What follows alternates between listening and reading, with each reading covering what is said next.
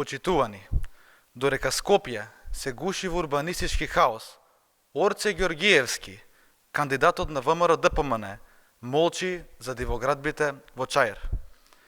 Наместо да се огради од постапките на своите коалицијски партнери и да побара одговорност, тој гордо парадираше со оние кои го создадоа проблемот.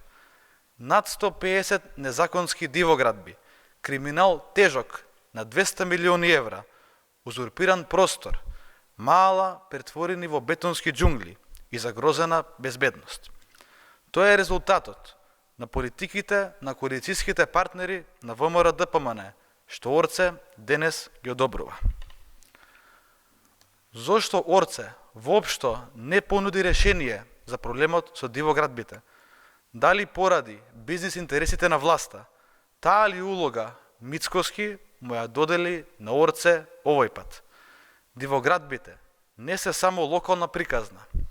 Со ВМРО ДПМН урбаното дивење стана скопско, тажно секојдневие. Секогаш кога ВМРО ДПМН владее со градот, ова се случува, го претвораат во свој партиски вилает, за да ги спроведуваат своите бизнис агенти. Со Орце, скопјани може да очекуваат само нови раочарувања, уште поголем хаос, нови бизнис договори на грбот на граѓаните.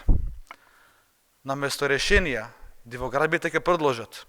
Никој нема да одговара и наместо развој на Скопје ќе гледаме партиски диктат на богатање на поединци. На скопјани им треба вистински градоначалник кој ќе се бори со урбаната мафија, а не кој ќе ја штити. На Скопје не му треба нова Арсовска под диктат на Мицкоски. Скопје заслужува повеќе. Ви благодарам.